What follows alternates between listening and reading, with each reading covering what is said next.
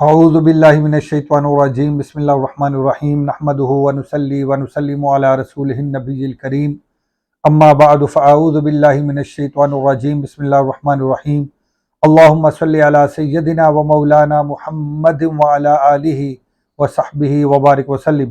معزز طلبہ و طالبات و معزز سامعین گرامی، السلام علیکم ورحمۃ اللہ وبرکاتہ۔ ہم حضرت سیدنا شیخ شرف الدین سعدی شرازی رحمۃ اللہ علیہ کی مایہ ناز تصنیف کریمہ سعدی پڑھ رہے تھے، اور جو بیان ہم پڑھ رہے تھے اس کا عنوان ہے درسانت حق تعالیٰ، اللہ تعالیٰ کی کاریگری کے بیان میں۔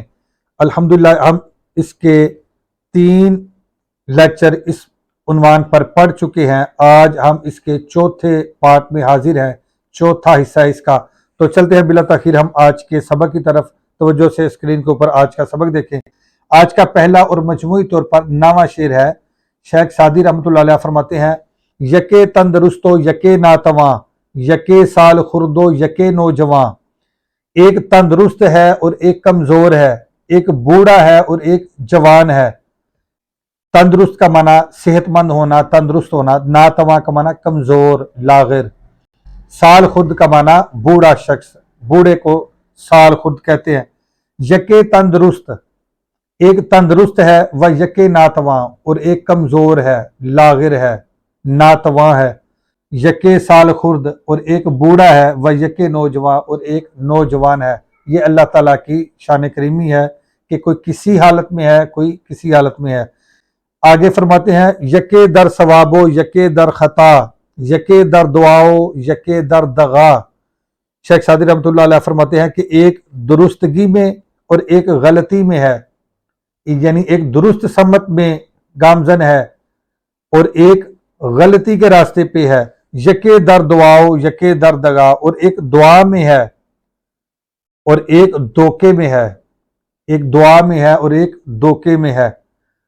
ثواب کا معنی درست اور خطا کا معنی غلط یا غلطی یا گناہ بھی اس کا معنی ہے۔ دعا کا معنی دعا اور دغا کا معنی دھوکا۔ شیخ سعدی رحمۃ اللہ علیہ فرماتے ہیں، یکے در ثواب، کوئی ایسا بھی شخص ہے جو صراط مستقیم پر ہے، وہ سیدھے راستے پہ ہے۔ وہ یکے در خطا، اور کوئی غلطی کے راستے پہ ہے، گناہ کے راستے پہ ہے، شیطان کے راستے پہ ہے۔ یکے در دعا، کوئی شخص تو دعا میں ہے، یعنی وہ اچھے کام کرتا ہے اور لوگوں کی دعاؤں میں ہے، لوگ اسے دعاؤں میں یاد کرتے ہیں اور اس کے لیے دعا کرتے ہیں۔ کوئی تو دعاؤں میں ہے۔ وہ یکے در دغا، اور کوئی دھوکے بازی میں ہے، یا تو وہ خود دھوکے باز ہے یا اس کے ساتھ دھوکا ہو رہا ہے اور دھوکے میں وہ مبتلا ہے۔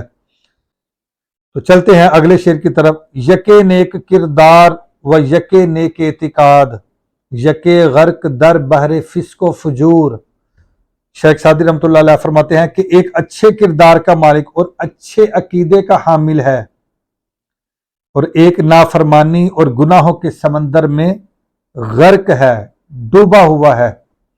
یکے نیک کردار، ایک اچھے کردار کا مالک ہے، یکے نیک کردار، ایک اچھے کردار کا مالک ہے، وہ یکے نیک اعتقاد، اور ایک اچھے عقیدے کا حامل ہے، اچھے عقیدے والا ہے۔